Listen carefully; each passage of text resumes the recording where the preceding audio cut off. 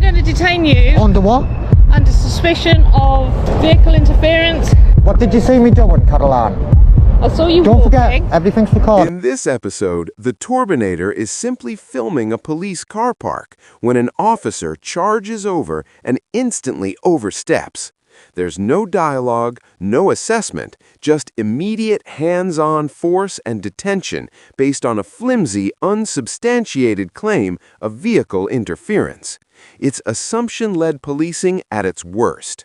When that allegation falls apart and nothing is found, she does...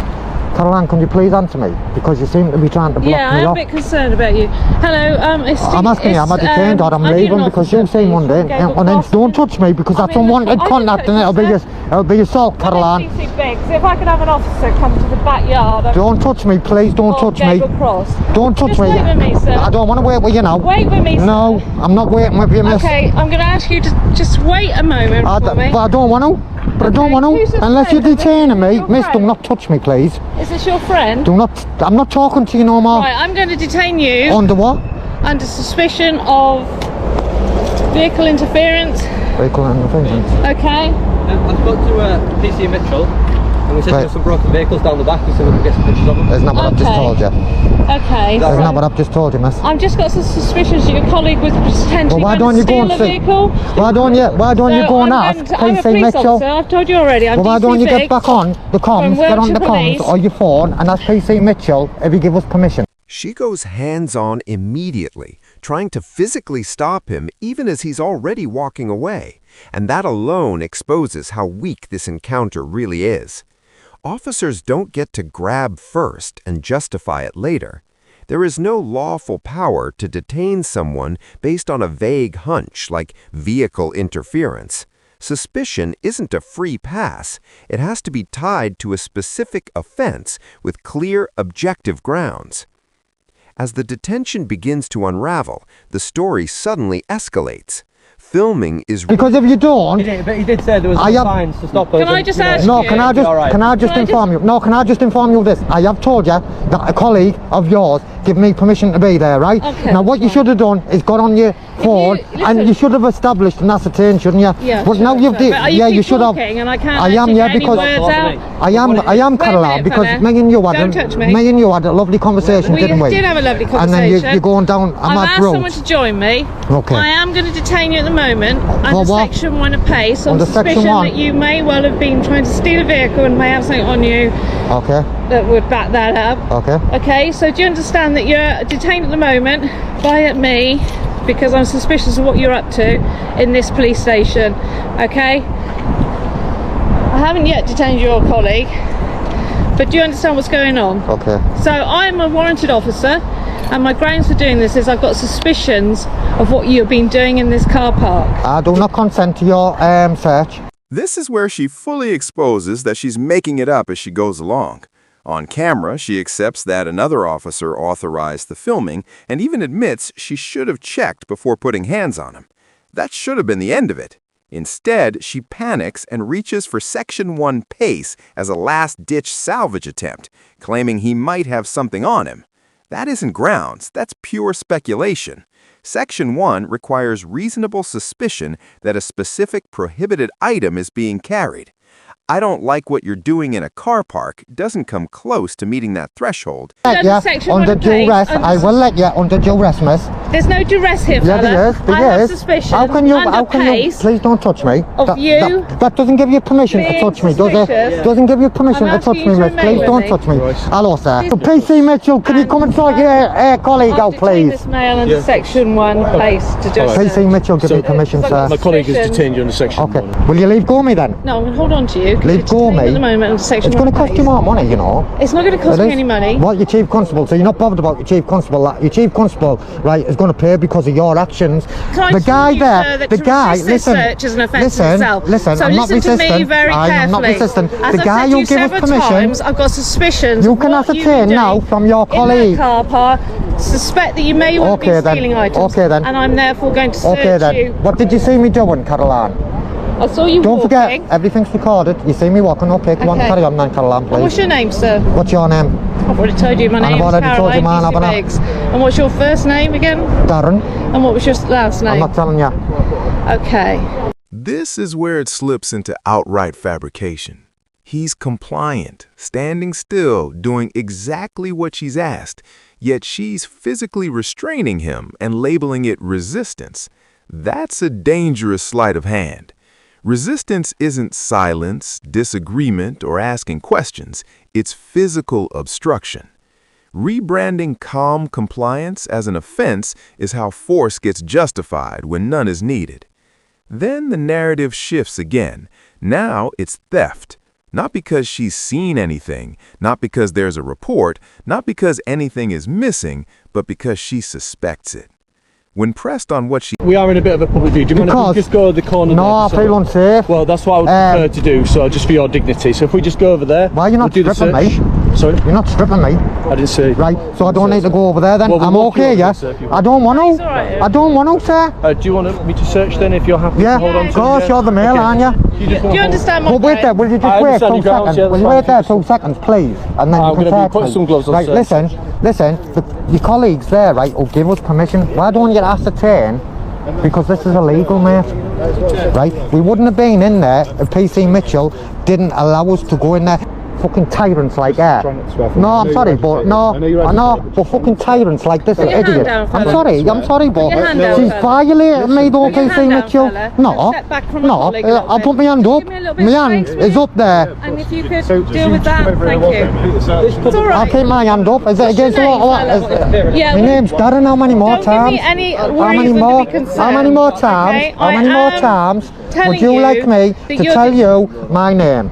It's not going to change. You've only said the first part of your name? Yeah, Darren. That's all you need to know. You're lucky I've even give you that. The officer orders him to move into a corner, out of public view. Torbinator shuts it down immediately by stating the obvious. You're not strip searching me, so I don't have to. He's absolutely right. There's no automatic requirement to take someone out of public view for a standard Section 1 search. Privacy only comes into play for strip searches or where there's a genuine necessity, not because an officer feels uncomfortable being watched. What really exposes them is what happens next. Instead of addressing that point, they press on anyway, trying to reposition him while still refusing to do the one thing that would resolve the situation instantly. To breathe! I need to breathe. Well, move then. Move then. I don't have to do what you tell me, sir. I need to breathe. I can't breathe. I need to take my medication. So you got your hands free, you can do that. Please just leave. Go off there. See, that wasn't hard, was it? I just don't want you to take that number, mate. I'm not interested in numbers. I'm just making sure. I'm looking for stolen items. Do you understand what my colleague said, haven't you? Yeah. The reason why you've been searched. As long as you understand, that's all. Well, I don't understand. I just ask you to keep your hands out the bag. Do you want me to keep my hand down? Just keep your hands just there if you want, man. Fucking hell, she's telling me down. You tell me up, man. As long as it's I don't know whether I'm coming or going, mate. Right there, then. You can just whip off your shoulder. I don't know whether I'm coming or going. Have you? I've given you my ID. You're not getting no ID off me. Unlucky. I'm going to need your details, though, fella. No, you're not. No, you're not. No, you're not. Well, you better arrest me then, because you're not getting them. Arrest me. Would you like me to fill this? Arrest me.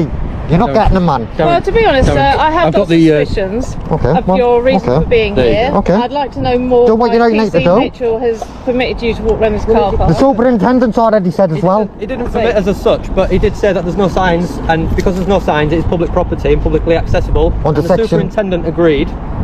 This is where it turns genuinely dangerous. She physically interferes while he's trying to use his inhaler. That isn't control, it's recklessness. Medical necessity isn't optional, and an officer doesn't get to decide whether someone can breathe because a search is underway. Restraining him while he's struggling, then branding that as resistance, is indefensible. She keeps demanding his personal details with no lawful basis to support it. He isn't under arrest, and he isn't detained under any power that requires him to provide them. Refusing to answer questions is not restricting access. Unusual people at the moment. I'm happy the search is complete now, so I'll fill the stop searching on your behalf. Can I get your... Why are you still holding him? Why are you still holding me? You've detained me for the Section 1 appearance. He's finished the search, so leave go. Leave go, man. Leave go. He's not getting my details. Not getting my We haven't got your details? details, Unlucky sir. then? We will need them. You're not getting them. Section 1 appears Caroline does not entitle you my details, does it? I tell you what, your superintendent's not going to be very happy, is he? Because I'm suing you for the search already. So if you want to take my liberty as well, it's going to cost you more, isn't it? So you do what you've got to do. Strange. Right, you do what you've got to do. He's already searched me. He's been through every pocket, so I can put my hands in my Don't stop pocket. me, sir. And COVID. you will step back then. I am stepping. So what Well, I'm shut up then. going to fill the form in. Is it Darren, did you say? It's yeah. Darren. You're not getting no more details Yeah, from that. Do you identify yourself? This is where the detention becomes impossible to defend.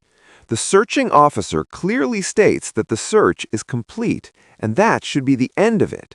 Section 1 doesn't come with a bonus holding period while paperwork gets finished. Once the search is over and nothing is found, the power evaporates. Her insistence that she can keep hold of him because she hasn't finished writing yet isn't procedure, it's unlawful. What makes it worse is that Torbinator has to explain the law back to her. Section 1 PACE does not require a name or address, and it never has. There's no separate power in play that would justify demanding his details. Tyrants like Carolina, right? Abuse, right? The legislation, right? What should happen is she should pay out of her wages, not the chief constable, Right. and then she'd If be you could get an reluctant. answer for me She'd be from this other reluctant, chap. wouldn't she? I'm going to go back over it, you know. Get an answer for me. An answer. Can I get someone who? No offense. Got somebody else to talk to. Get an answer. She's going to go for the arrest there, isn't she? You go for it. Do you know what, mate? Keep that. I don't want it. We are. Yeah. You talk to a You I can get it. I can get it over the phone. I can get it over the phone. You think you're cutting it wrong? See you later. Yeah, you're right. See you later. I'm wondering what the hell you're See you later then. See you, Caroline. Caroline, bye. See you, fellas. Take Caroline, have a fabulous evening, because I'm going to thinking the money that I'm getting off you. Yeah, you stay safe, yeah? Well, because I've wished you a fabulous evening. Look, I've told her to have a fabulous evening, and she's like, I want to arrest him. What makes this even worse is that even after the search comes back clean, she still refuses to let it go. She keeps circling, still probing, still fishing for a way to escalate it into something more. That isn't investigation, it's an inability to accept being wrong. At no point is she responding to evidence, and at no point is she being guided by the law. Everything that follows the search is driven by suspicion and ego, not facts. When reality doesn't match the assumption, instead of reassessing, she keeps pushing until it simply runs out of steam. He walks away not because she's satisfied, not because anything has been resolved, but because there's nothing left to stand on. No follow-up, no explanation, no confidence. All the authority she tried to project drains out of the